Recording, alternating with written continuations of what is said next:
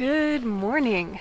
It is chilly here at Auxhart Gardening. It is starting to finally feel like fall outside, and today I'm going to show you the week, 20 garden tour, and there's some new sprouts in the garden, which is pretty exciting for this time of year. So let's go take a look.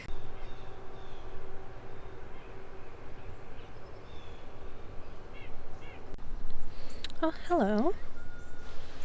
Neighborhood kids call this guy Demon. He's not one of mine. Definitely belongs to a neighbor though. Very fluffy. So if we start off by looking at the tomato trellis, it will not be the tomato trellis for much longer. You can see everything is dying over here. There's still little bits of green. The tomato plants aren't technically dead, but they are on their way out, and it is about time for me to go ahead and grab all of these green tomatoes off of here. A lot of them will ripen inside, and if I don't get them soon, they might get eaten by pests anyway. But I am prepared for this trellis to be put to good use. I have some sprouts. Check it out. Can you find it? Do you know what the new stuff is? I know, it's hard to see. So much green. This and this are fava bean sprouts. And they are pretty big already. I planted them before I went off to Houston, where a lot of you saw I met Scott Head and actually got to do an interview with him, and also got to do a video on his channel showing everybody how to plant garlic. So if you haven't seen that yet, go check that out. But these have been in the ground for, I want to say 3 weeks now. It took them about a week to sprout, and they were probably sprouting right as I left, and I was gone for a week. So yeah, looking at about 3 weeks now, and it's been pretty warm, so they are growing pretty fast, and I'm pretty impressed with myself. They seem to be fairly straight lines. And if we walk down to where the peppers are, I'm planning on extending this trellis all the way out this way once I take the peppers out. And so I've preemptively planted the fava beans, which may or may not bite me in the butt. We'll see. You can see there's another one down in there. Let's see. And there's one right here that's leaning over, and a little one right in there. A lot harder to see with all of these gorgeous peppers in the way. But yeah, that is the plan with the trellis. Fava beans are something I don't have a lot of experience with. I barely grew them last year. My landlord hires somebody at the last place to spray the weeds, and my fava beans got sprayed, so they were not doing hot last year for very known reasons. So hopefully this year they do a lot better, and I can actually learn some more about growing fava beans. But from what I know, they grow up very tall and very straight, and so they need like a little bit of support, but they're never going to be the sort of thing that needs an arched trellis. So that's why they're over here on the flat one. You can tell my potted fish pepper doesn't like the cold at all. It's gone almost completely white and pale yellow. But some of these peppers still look like little green candy canes. Alright, so we are back at the front of the garden. The cinnamon basil is still right here. And if I look down at my feet, there's a sprout. Well, it is a transplant, but it is a baby plant. This is a Tete Noir cabbage. And as you've heard me say, this is my first year growing cabbages and broccolis and stuff like that. So everything I'm going to tell you about that is going to be just purely me experimenting and kind of just figuring out what to do. But I think I'm like pretty good at the plant thing so far. So hopefully it goes well. So I have a bunch of these baby brassicas planted all the way up this row where the eggplant is leaning over. And I've decided not to take out the eggplant because I just can't bear to take it out early. It will only be a little bit longer until these come out anyway, And I think that the other transplants will be okay in their little pots until that time comes. They're not going to be as happy as they would have been, I think, but I think they'll be okay.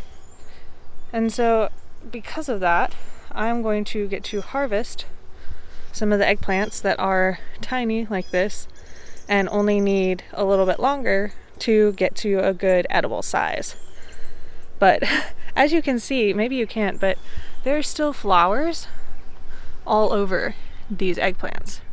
And I don't think that anything that is a flower right now is going to have time to mature all the way into a fruit.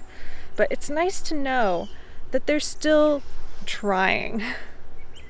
Having some extra transplants around might also be a good thing, because some of these are getting eaten just a little bit and may not recover.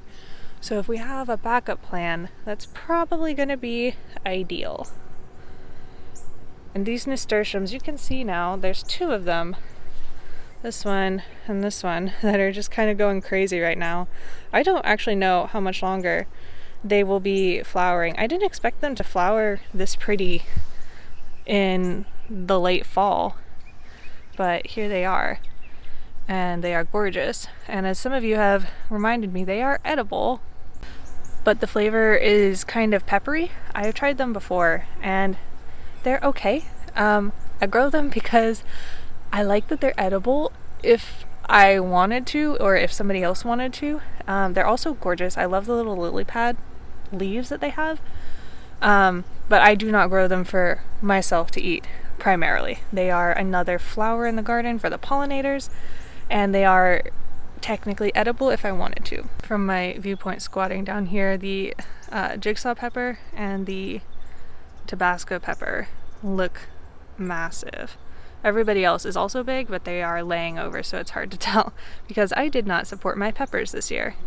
But this one with its little red baubles looks so cute. Okay, and now I'm going to show you the actual newest sprouts in the garden. They are right here. Can anybody tell what kind of sprouts these are? I think they're very iconic looking. These are little root vegetable sprouts. Any guesses? So a couple look the same. These could be, by their little seedling leaves, radishes or turnips, and they are turnips. Nearby there's also this bunch of sprouts that I'm not sure what it is because they're not the same. And I had Alana, my neighbor who's 10, out here helping me, and I'm not sure if she accidentally dropped something because this doesn't look like either the turnips that I planted. It also doesn't look like carrots, which I did also plant. So I'm not sure. So if I back up underneath my trellis, you can kind of see there are 3 rows here. The one where all the little sprouts were, this one, and this one. And within each of these, I planted 3 rows of root vegetables. Over here on the left, I transplanted a few rutabagas that I started inside, and I also started some more from seed that have not come up yet. And then in the middle here is where all the carrots are. They are just starting to come up. I've not had great luck with carrots in the past. When I was gone in Houston, this was covered with cardboard, and I thought I started to see stuff sprouting, so I pulled it off. But the thing with carrots is they take a long time to germinate, 7 to 14 days, depending on, environmental factors and the seeds themselves. And so you have to keep them moist for a very long time. And the seeds are so tiny, and it's just kind of a struggle. And I've tried a few different methods at this point, and I still don't get great germination on my carrots, and I'm not entirely sure why that is. I know the germination rate can be kind of low compared to other things. I've heard people say 60% for carrots is good in terms of a germination rate, whereas something like my tomatoes and peppers were germinating at like 90%.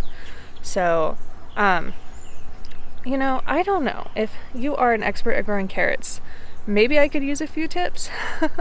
But the closer I look, the more little sprouts I see.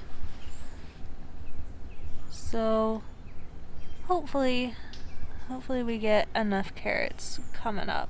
And in front of me are the bean trellises. You can see, so if you look all the way through the trellises, those are my 3 root vegetable trenches. And this is the noodle bean trellis right here in front. It is actually still making flowers. This one hasn't quite opened yet. And it is actually, if I look, trying to put on new growth. You can see right here, all of this, it's trying to put on new growth, new flowers, coming right up to the freeze. I'm not actually sure if this is frost tolerant in any way.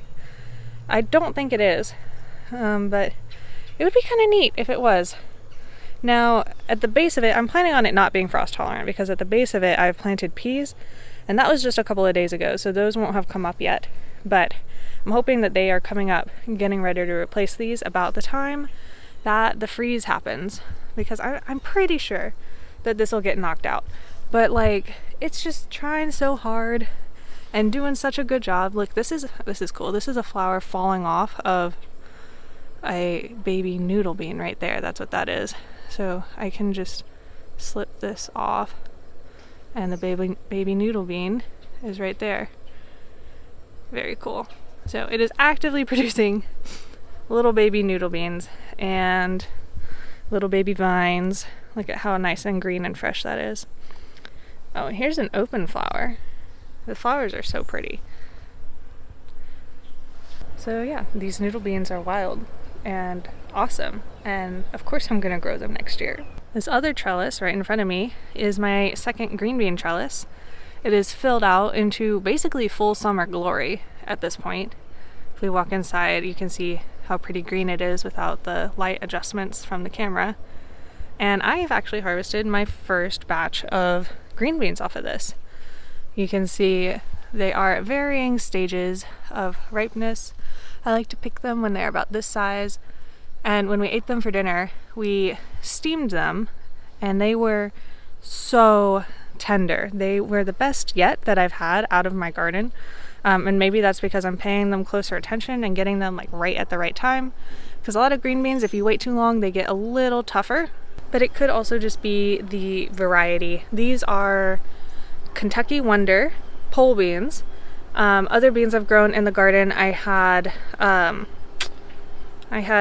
blue cocoa pole beans. I had a purple potted bush bean, which I can't remember the name of, and also a green bean, which was Blue Lake bush. But I didn't have very many of those. So Kentucky Wonder is one of those that is like kind of a standard variety. Like, this is the kind of green bean that you will buy at seed packets at the big box stores because it is like very well cultivated, it is easy to grow, and it is reliably tasty.